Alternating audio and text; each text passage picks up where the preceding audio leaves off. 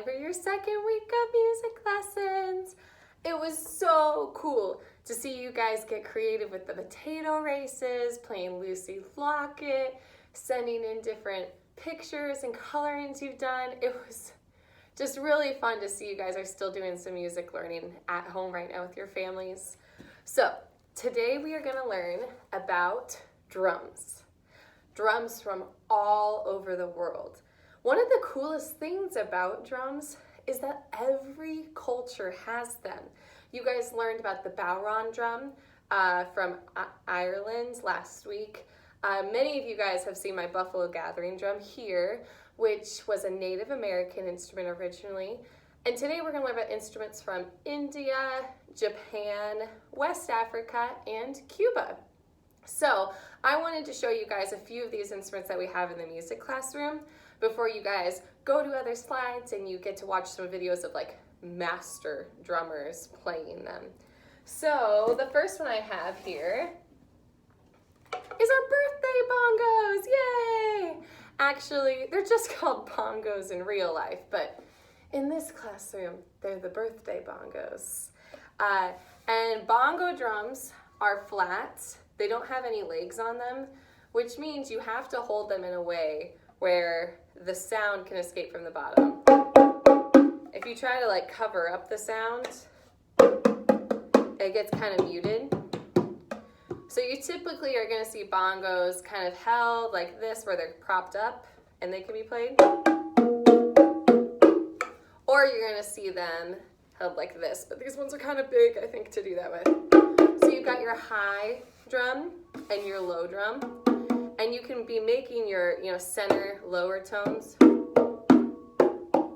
and your outside edge high tones on your bongos. So these are considered to be originated from Cuba, as you're gonna see on the slide, but many people believe that they were actually influenced from a kind of drum in West Africa.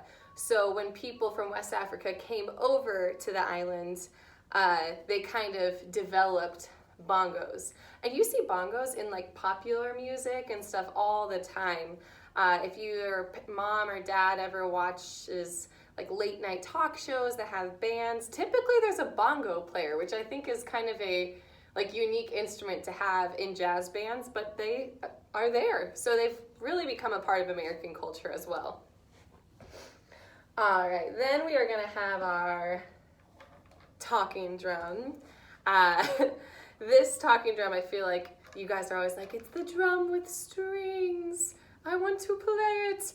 And we only have two, and they're kind of expensive, so I don't let you play it till you're older. But the way you play your talking drum is you hold it once again under your arm, and these strings you squeeze to change the sound. So right now they're completely unsqueezed, and that's the sound you're getting. And then I'm gonna squeeze on it.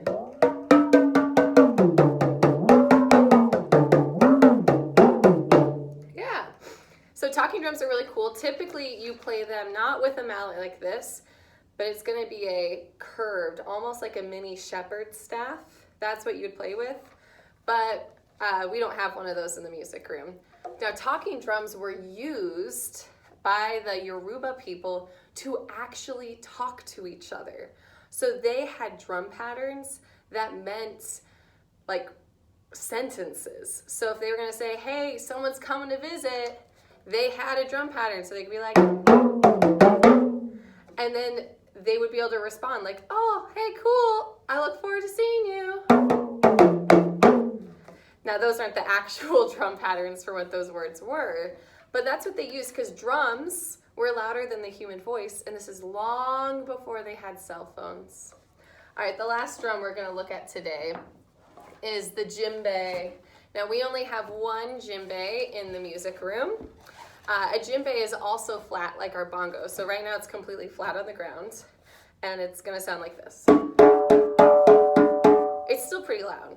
But what you wanna do is you're supposed to tip the djembe between your legs. And so I use this drum a lot for teaching in the music room because you guys can see my hands. And you have your low sound and your high sound. And you can, there's so many more ways you can make sounds from the djembe.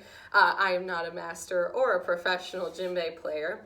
A fun fact about the djembe, it's from West Africa. And in West Africa, almost all djembe players are men.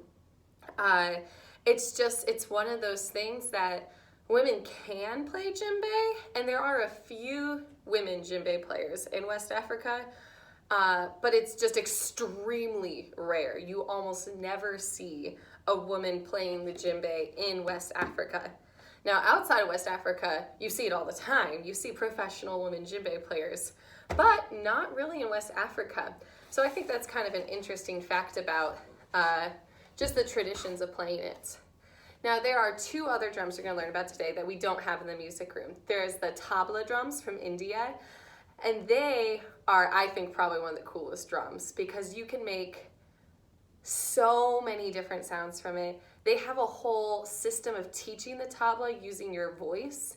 So a tabla teacher would say to their student, all right, this is the rhythm I want you to play. Dit takajuna dit, ta ji ji na dom dan dom. And then the student plays it. And it sounds just like what the teacher spoke with their voice. It's really fascinating, and there are so many amazing tabla players on YouTube. It was hard to pick just one video, so if you think it's really cool, you should definitely look up some more videos. And then the other one we're going to learn about is the taiko drum, which actually, taiko drumming, it's the name of a whole bunch of different kinds of drums.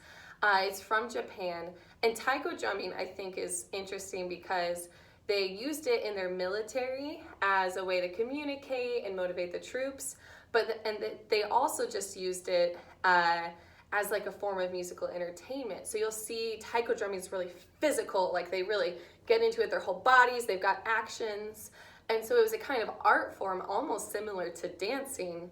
And then they also used it in their religious music. So taiko drumming really just spanned all kinds of music in Japan. And taiko drums are really big, which is why we don't have one in the music room. Tabla drums are really expensive, and I have no idea how to play one. But we got these ones, and so when you get back to school here, we will definitely get drumming with these. We have some drum ideas for you guys to make today. You can make some drums by either using a coloring sheet and drawing one, or you can really get crafty and really try to find some stuff around your house to make your own drum. And have your parents send that in because I can't wait to see what you guys do creating drums and learning about drums this week. Have fun!